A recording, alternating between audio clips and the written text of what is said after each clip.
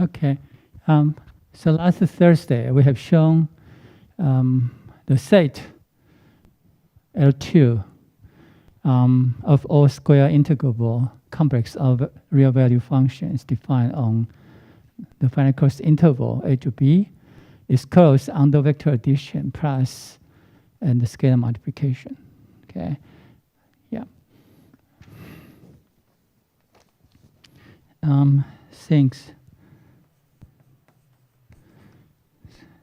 Since we have shown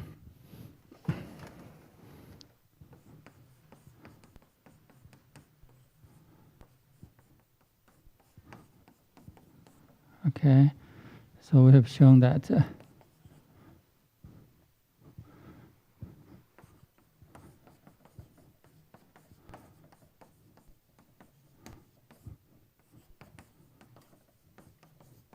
okay. So last Thursday we have shown this inequality. Whenever f and g are square integrable, and the alpha and the beta are complex numbers.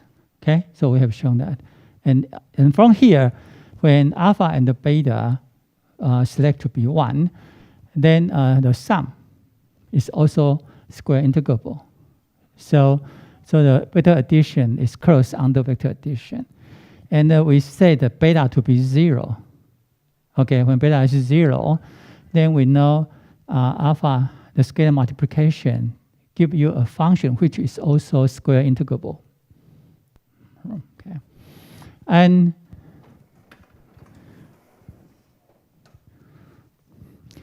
now because the definition is in terms of addition of complex numbers and multiplication of complex numbers, so all the axioms needed for so and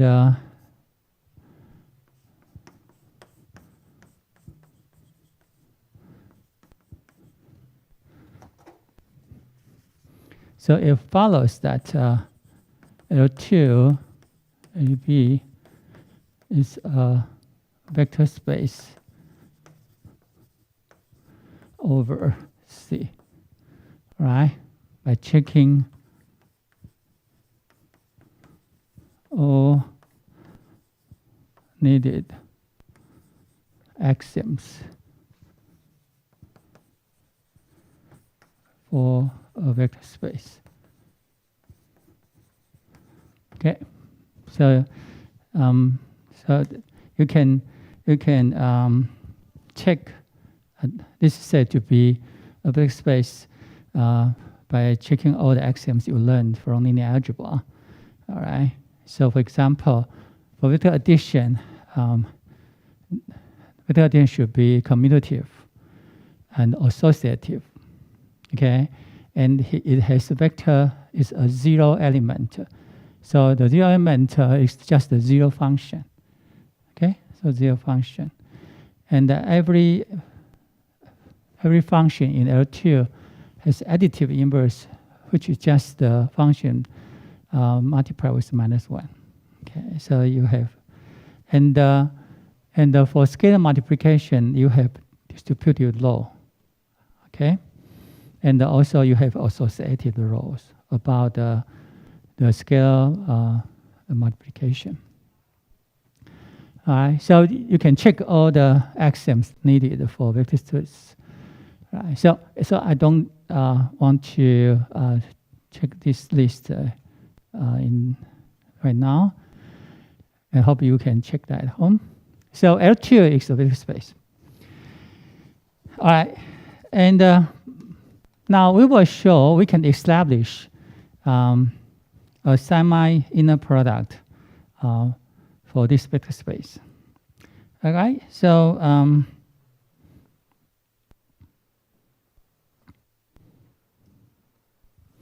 now for any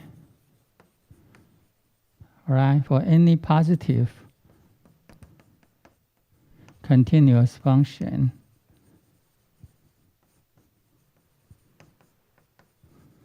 of it R on AB. All right, so for any define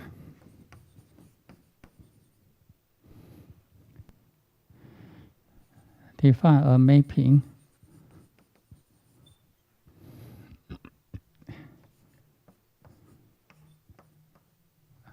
okay, so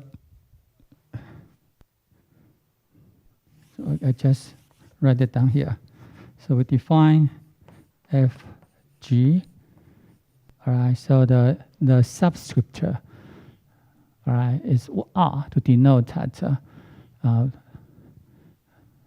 the R is the function we select here. Okay, so define to be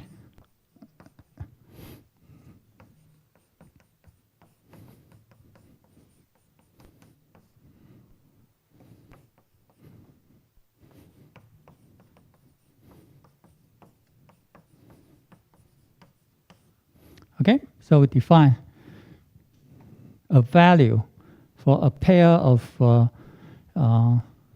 functions in L2 space. Okay, and you can see this value is evaluated by this definite integral from A to B. The integrand is the positive continuous function Rx, and the function f itself, as well as the complex conjugate of G. Okay, so it is here, and so once we define okay this quantity, then we should check that this integral exists. Okay, so how do we do that? Well, now, so since R of x is continuous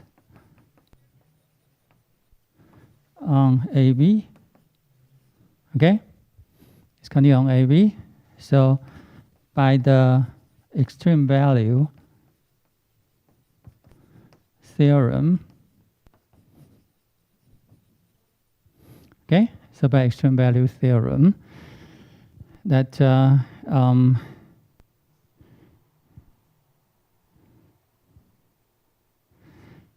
so by extreme value theorem, Rx is less than or equal to M for all x in AB. Okay. So it has a maxima and a minima, but I just take the maxima. Okay. And because R of x is positive, so I don't need to put the absolute value sign here. Okay. So this is from the extreme value theorem. So we have this one. And if you forget the extreme value theorem, please raise your hand. Good. So still remember. That's a good thing. All right. So you have this one. Okay. So for some m, for some constant m. Okay. And so now we can see f of g. All right. So now we take a look. So we take the absolute value. I said I'm sorry. We evaluate here so that f of x, g of x. Now we take. So we will show that this integral, right? So this product is not integrable. It's actually absolutely integrable. So we check this integral. Okay, and so this is. So we can see that. So this. Okay.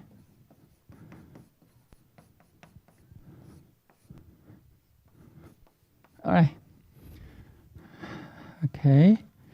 And this is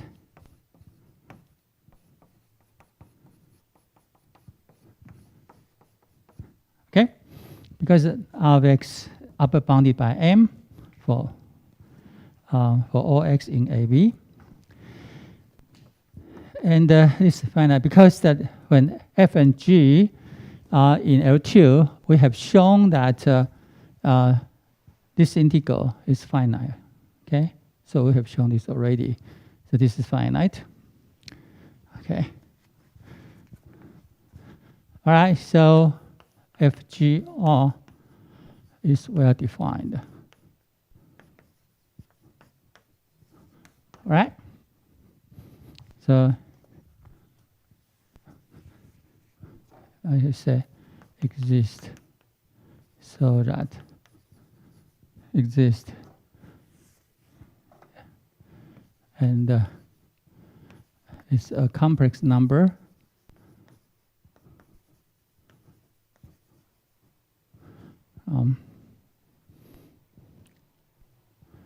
i.e. well defined. Okay. All right, so we define, so for every pair of square integrable function in the L2 space, okay, this quantity is well defined.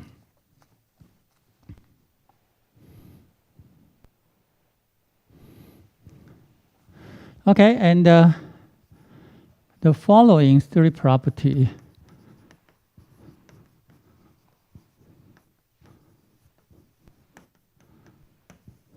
right can be verified.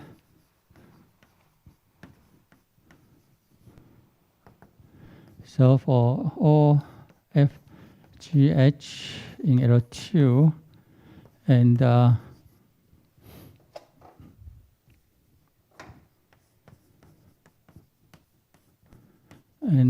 alpha beta in C, okay. Property 1. Okay. If Fn is equal to G, so if the pair we select is from the same function f, then ff sub r would be greater than or equal to 0. Okay. The second, that if we exchange the order of f and g, now the value becomes to complex conjugate. Okay. The third one is about linearity of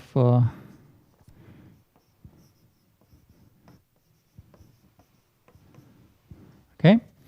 Now, if the first argument is the linear combination of two functions in L2, okay, then the result would be you can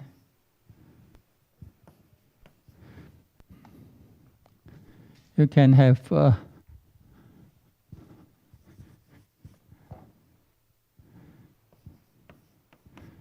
this result.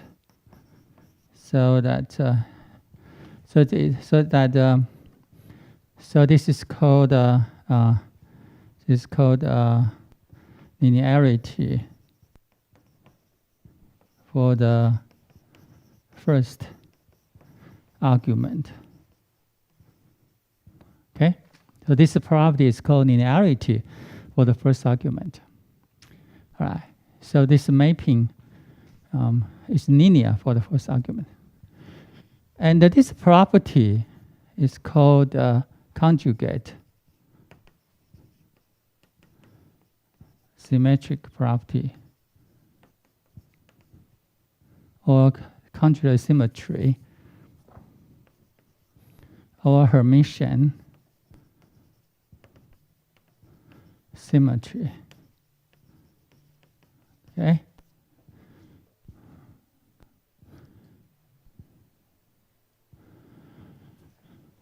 All right, and this one is called a non-negative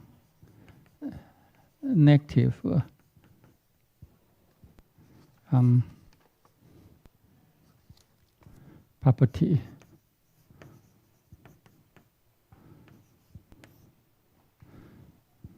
I will say semi non-negative property. Okay, so this construction has three properties. Okay, and the proof. So proof as an exercise. Okay, so you have to check. All right. Another exercise is property.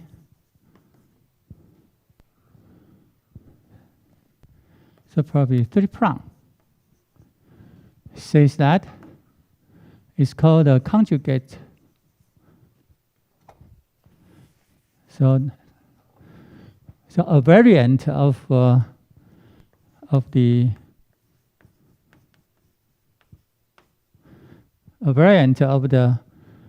absurd property is that if we put linear combination, all right, of two functions in L2 in the second argument, then we will see that you have to become 2.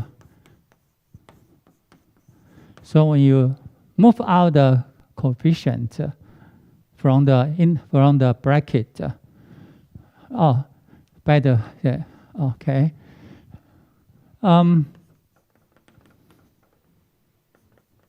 I forgot to put with properties 1, 2, and 3. This construct is called the semi-inner product. Okay, of F and G. Okay, the semi of F and G with respective to the weighting function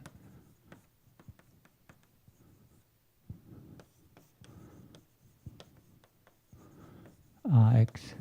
Okay, so Rx is served as a weighting function. Okay, so we weight this product. Okay, and it's a semi-inner product because the first property is we have only semi-non-negative property. It's not a full one. So later on, I will show you what is a semi-inner product. Okay, so this is called the semi-inner product of F and G. Okay, and at this point, I have to make a comment. In L2 space, if you select different weighting function, you will define different semi-inner product. Okay, so if you just pick up an arbitrary positive continuous function R, okay, you can arbitrarily pick up one, and show this 3 property. All right, and then you show this 3 property. Okay, and that this 3 property holds, then you construct a semi-inner product with respect to the weighting function Rx.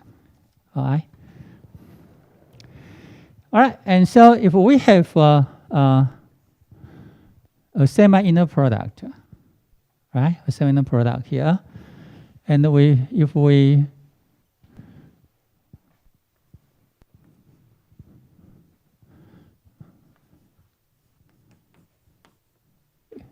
put a linear combination in the second argument, right? Then we can also move the coefficient out. But when you move them out, you have to put a complex conjugate for the coefficient. Okay? Not like this one, right? So this property is called conjugate linearity for the second argument. Okay? Okay, for the second argument. And I will prove the 3' property. Okay. So now, of course, we will use the 3 basic property here. Okay. So now we change the 2 arguments, right? So we exchange them. But when we do the exchange, we have to put the complex conjugate. So it's by property 2. Okay, so we have a conjugate symmetry, our Hermitian symmetry. Now, all right, and under the bar, we apply property 3. Okay, so this is alpha G and F plus beta H and F. So this is by property 3. Okay, and so this is alpha bar GF plus beta bar HF bar. Okay, so this is property. We know this identity from the arithmetics in complex numbers. Okay. All right, and finally, we exchange the order of the inner product.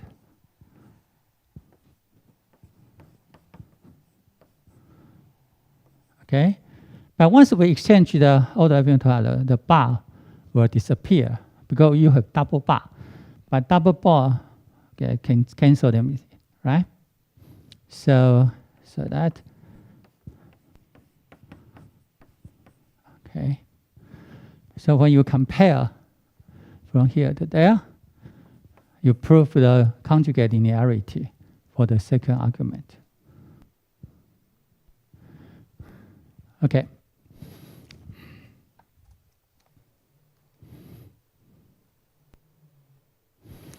All right. Now we discuss why we call this property as semi-non-negative property. The reason is here. We note that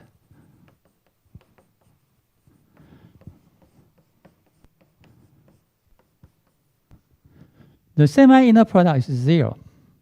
Okay? All right, this is semi-inner product is 0. If and only if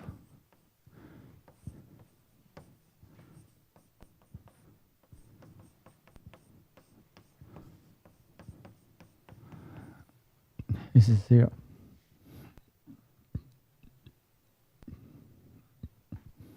Okay? This is 0. And so if and only if f of x is almost 0. Okay? So it's almost 0.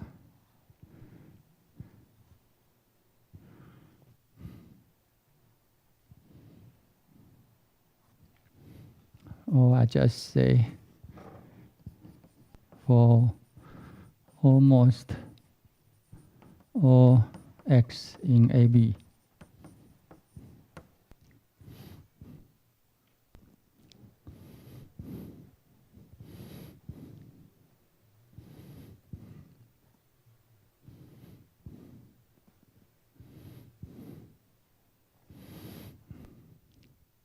Okay.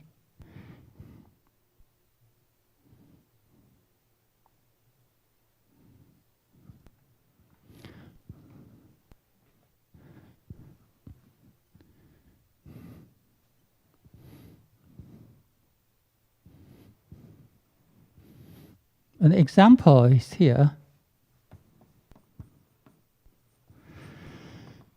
If we define f of x to be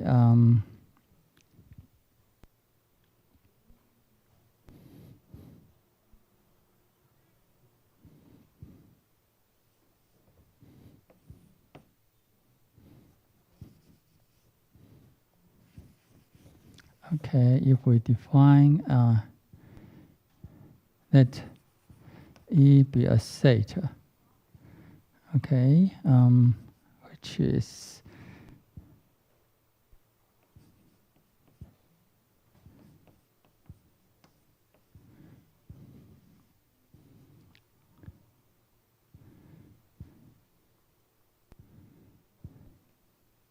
I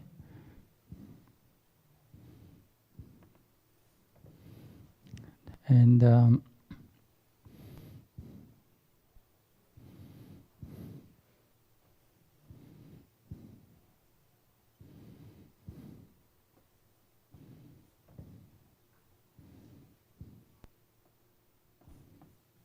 one.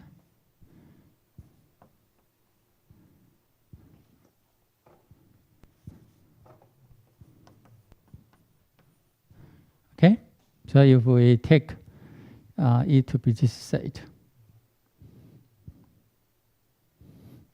okay. So the set is just like here, AB. Okay, so you can, so the point, so we mark the point. So the point here, so when n equal to 1, you take half of them, right? So 3 points. And, but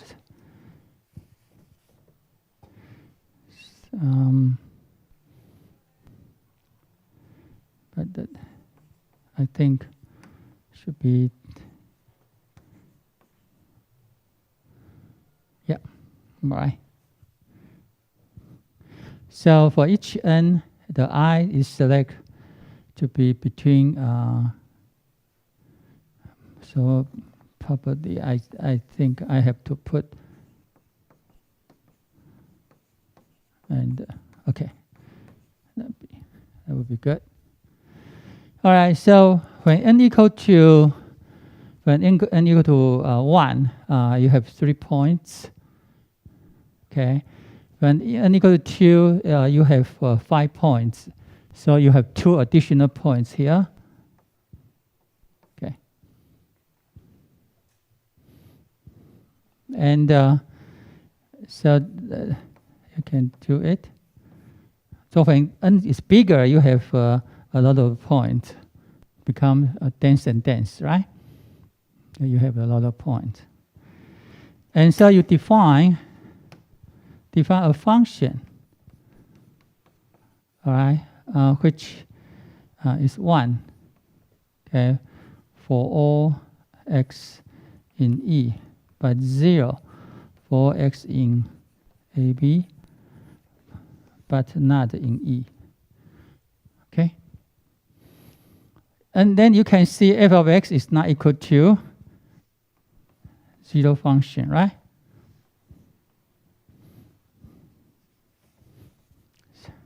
So which is not 0, not the 0 function.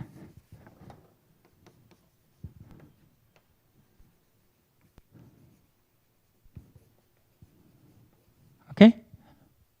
It's not a 0 function. Okay? But you can see f of x, r of x, AB,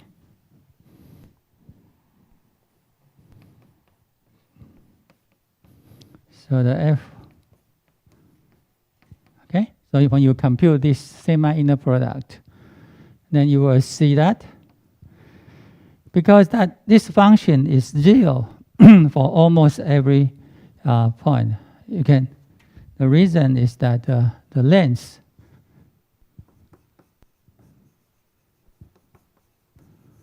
E is 0. Okay?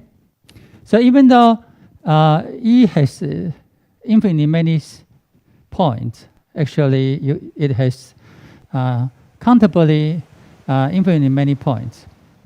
But its total length equal to 0. So that so you can see All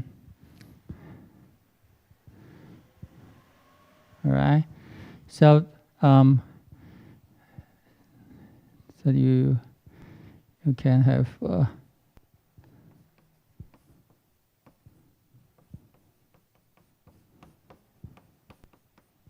so this is M, and you have dx. All right.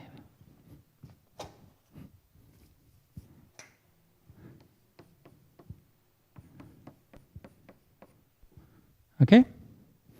So the upper bound, because M, as we say, M is continuous on a finite interval, so it has upper bound we call M.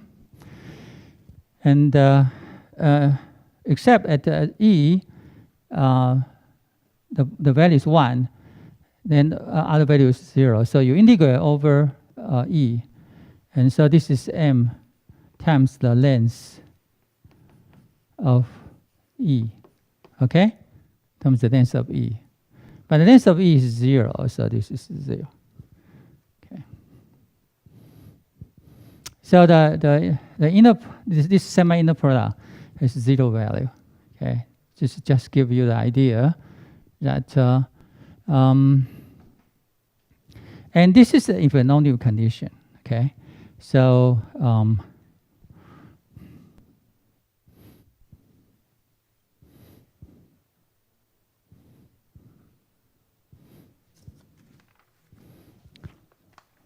any questions?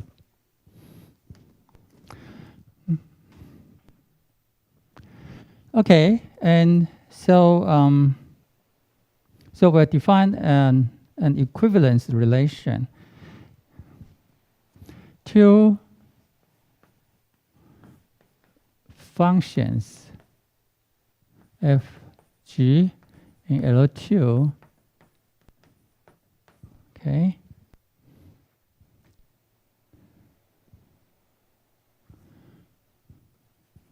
is called equivalent if f equal to f of x equal to g of x for almost all x in AB.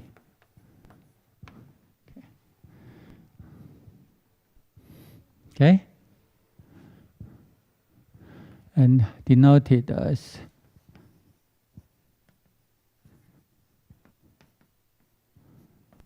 G. So if two functions in L2, they are equal or for almost all x. Okay, so that means that they are equal except at a set such that this set has length 0. Okay, then these two functions are co-equivalent. They are co-equivalent. Right? Right? It's clear. So it's clear that if and only if, okay? So we can see,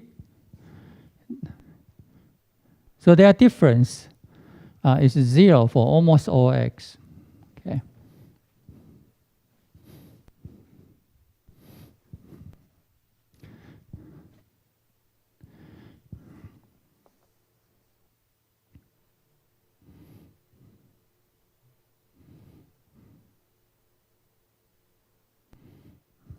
Okay, and so that you can see that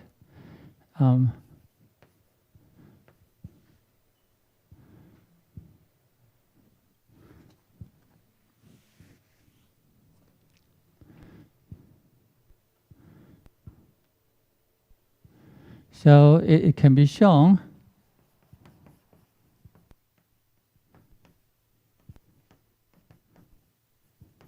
if f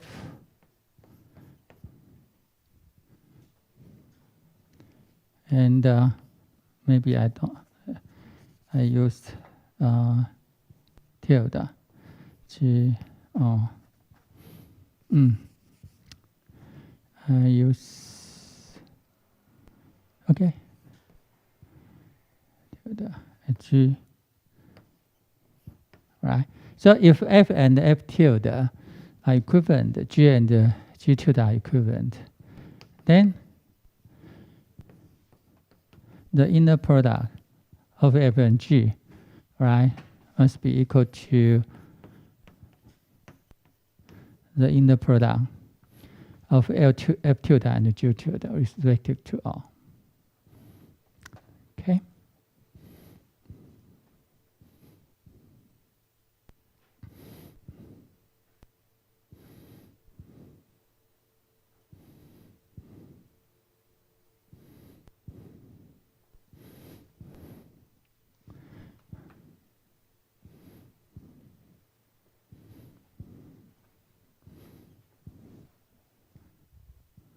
Okay, so this is as an exercise.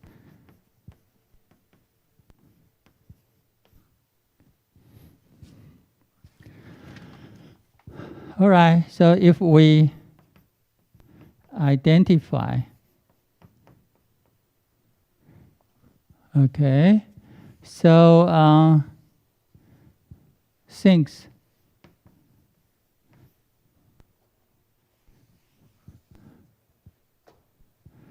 and similarly, so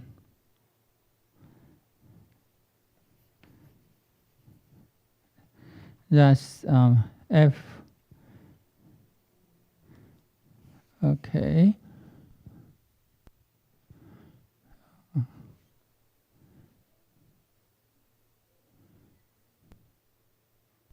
So from here,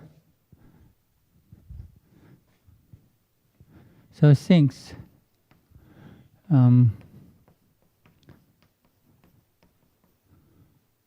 and only if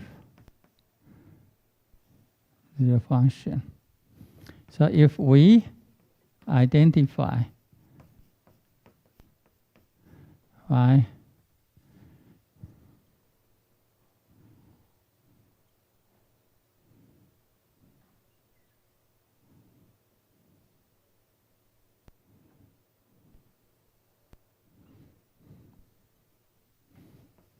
to equivalent function,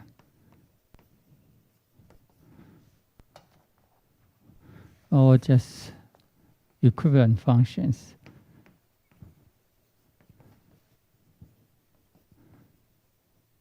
then okay, in L2 space. All right, so we identify, then we have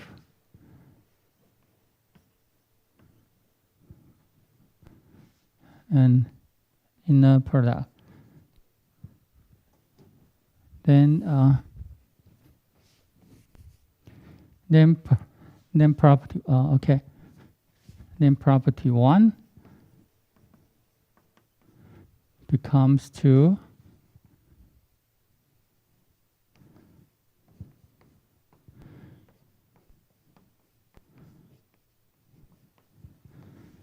And equal to 0 if and only if 0. Okay. So this is called non-negative property. Because that the only case that the inner product is equal to 0, if and only if f can be identified as the 0 function. Okay, means that f is 0 for almost all x in the closed interval. And in this case,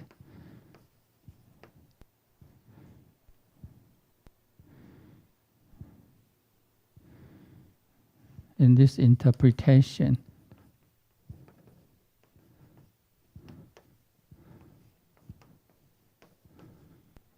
is called the inner product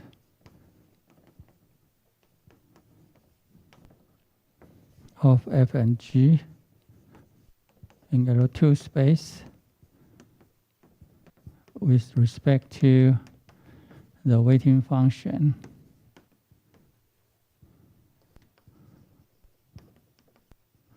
of x.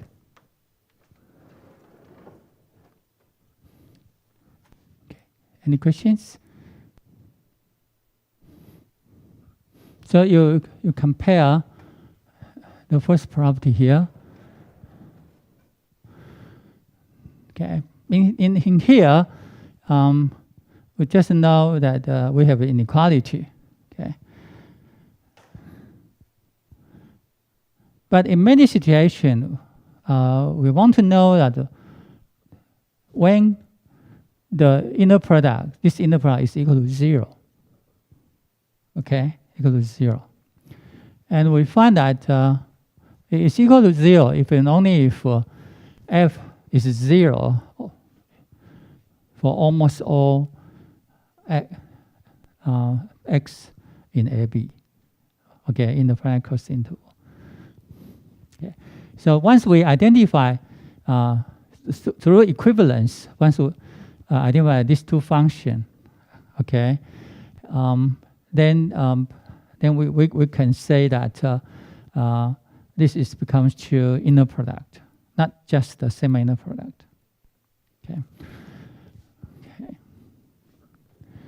And from this property, if we only want to compute inner product, okay, then equivalence is already enough.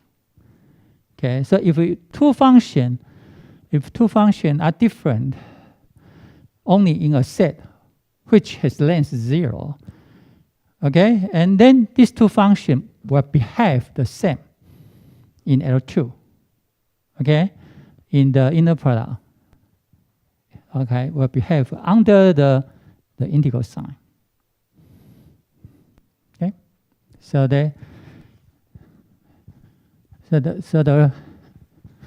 let me write down. Okay, so why is that? This is saying that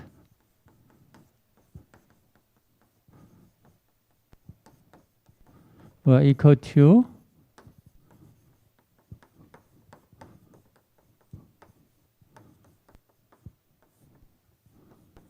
okay. So when you consider definite integral, all right, so like that, and when the integrand, the corresponding, we have 3 factors, right, in the integrand. The weighting function is fixed. Okay, so now these two can be arbitrary in L2. But when you replace the f by equivalent functions, all right, and replace g of x by another equivalent functions, then the integral will be the same. Okay? Okay, so that is the important things. But if you want to regard f and g are point functions, of course they are different functions because they are different in a set, even though the length of the set is 0. But they are different point functions. But if you, so this is up to your point of view, okay, right? And in this section, we will rely on the inner product construction, okay?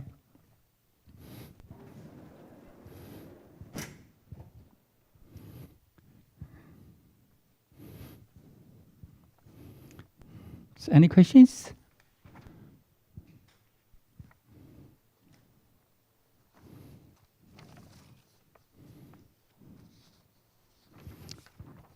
Okay. Now we go back to the discussion of Sturm-Liouville problem. Now,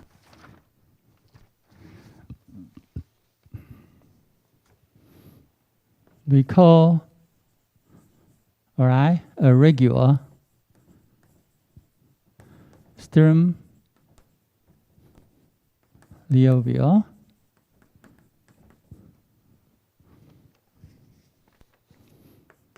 problem on AB. All right, so the a regular Sturm Liouville problem on AB consists of two parts. The first part is a second order differential equation.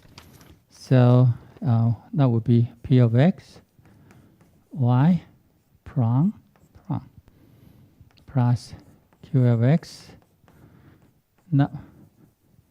plus lambda R of x, y equal to 0.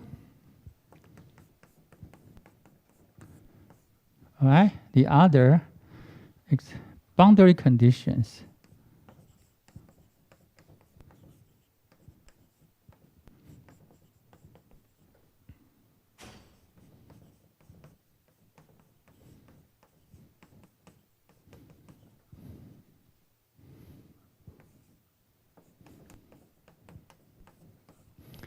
All right, and it's called regular is because the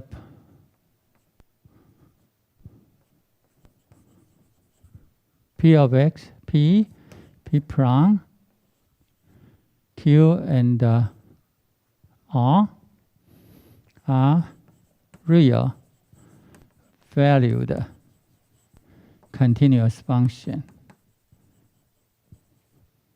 Okay, P prime, the derivative of P, all right? Continuous functions on AB. And P of x greater than 0, R of x greater than 0 for all x in AB. Okay? Okay, so very important, they are real valued function. So P of x, Q of x, and the P prime of x and the R of x are real valued continuous function. And the P R are positive functions. Okay, so this is a regular Sturm Liouville problem. Okay.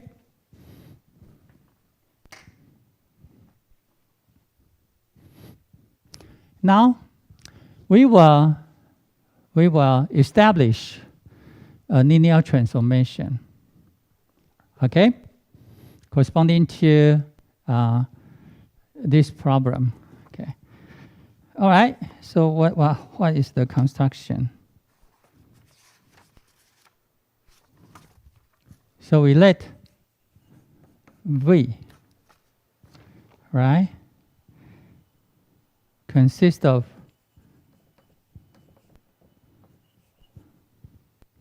all complex, all real valued functions U, okay, on AB, right, such that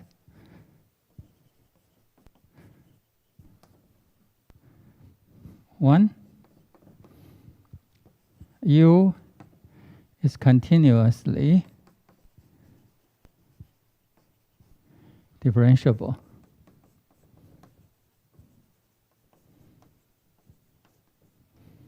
On AB.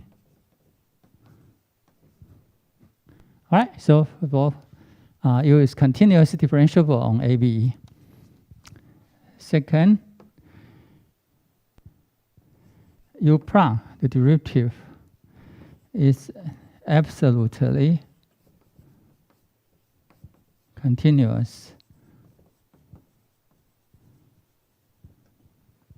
on AB. Okay. So now, which implies that the second derivative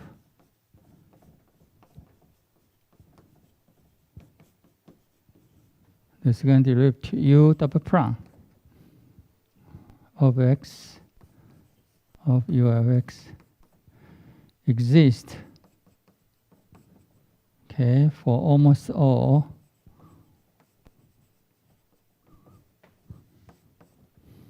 points on AB.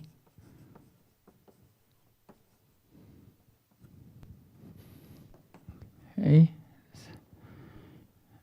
And so the third point is that so that the second derivative, okay, exists for almost all points.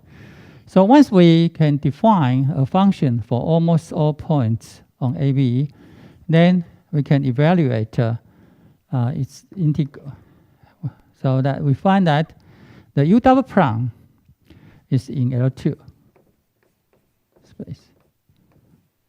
Okay.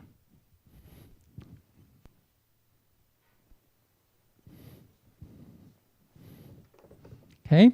So under the integral sign, we can, so even though U double prime may be defined not for all points on AB, but for almost all, means that except a set, right, which has the length 0, the U double prime exists. Okay, and then we can still integrate the square, the absolute value of the square of the double prime, and if we want that is in L2, is square integrable. Okay. And the last property needed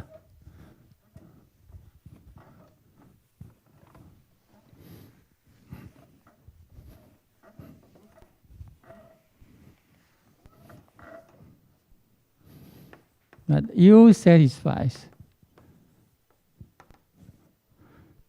the two boundary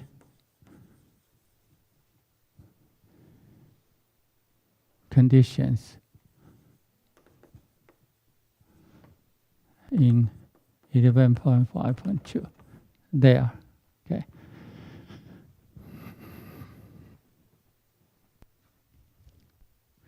All right, so the idea is that we want all possible solutions of this regular stem D'Orville problem.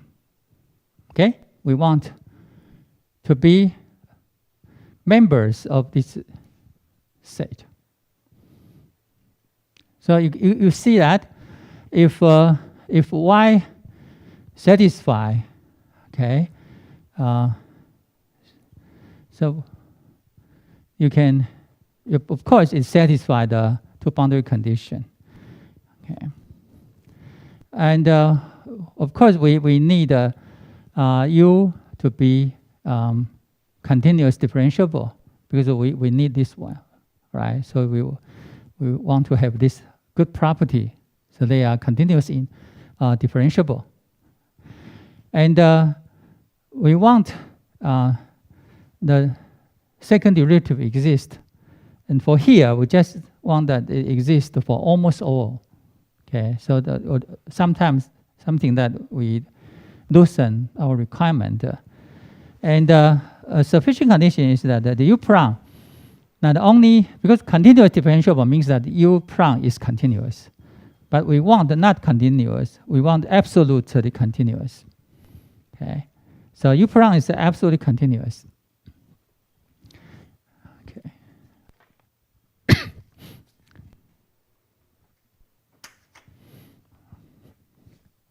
Right. So absolute continuity implies that the second derivative exists for almost all points on AB, and so we require, excuse me, U double prime is square integrable.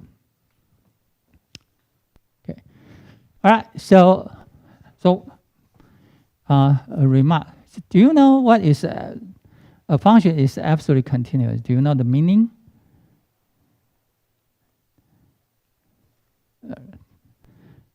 If you, oh, okay. So maybe I write definition in the lecture notes, but let me repeat it here. So a complex our real valued function f on AB is called absolutely continuous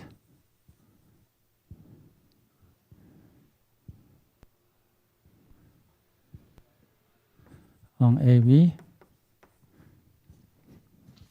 if for all epsilon greater than 0, the x delta greater than 0, such that the summation bi minus fai less than epsilon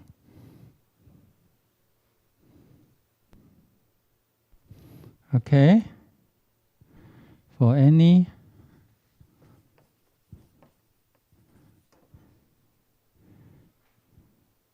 undisjoint open interval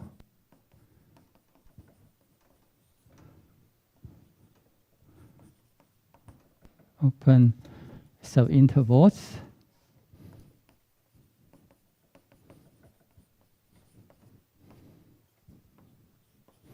AI BI of AB.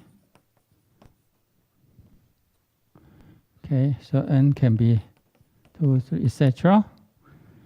The sum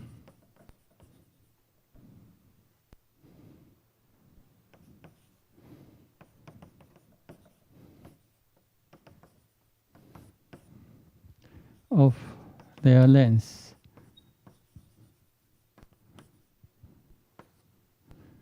is less than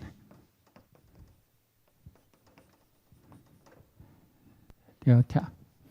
Okay, as I for so this is true. I see that's for so that for all summation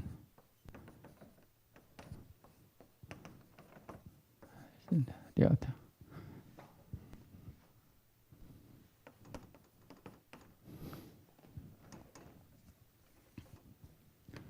Okay. Now, continuity just say that if n equal to 1, okay, when n equal to 1, then if bi minus ai, because we always say that bi is greater than or equal to ai, so if the difference is less than delta, then the absolute value of that the absolute value of the difference of their corresponding function value will be less than epsilon. So n equal to 1 is just the definition of continuity, right? N equal to 1 is definition of continuity. But absolute continuity is much stronger than continuity because that it's true for any little n. You may consider. So this is AB. So you may select disjoint. Okay, so you may select this one.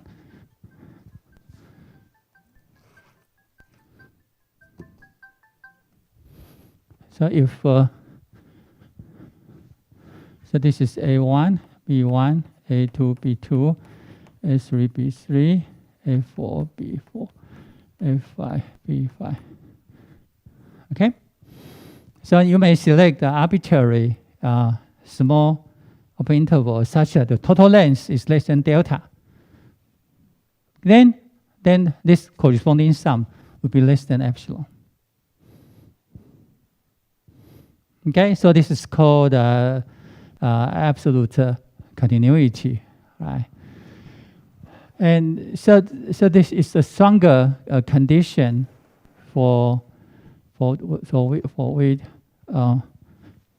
much stronger than continuity. Okay. Right. So we will construct such a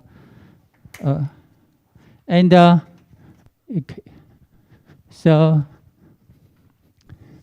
it can be verified that V is a vector subspace of L2 space AB. Okay. So it is very easy to check that V is a subspace of L2 space. Okay. All right. So I think I have to stop here. And all right. So unfortunately, I don't have enough time. But so on Thursday, we will construct a linear transformation from this V to L2, because V is a subspace of L2, okay, corresponding to this Sturm-Liouville problem. So if because maybe you are currently take linear algebra course, so do you know the concept of linear transformation? Yes, you say yes. So you are in different classes.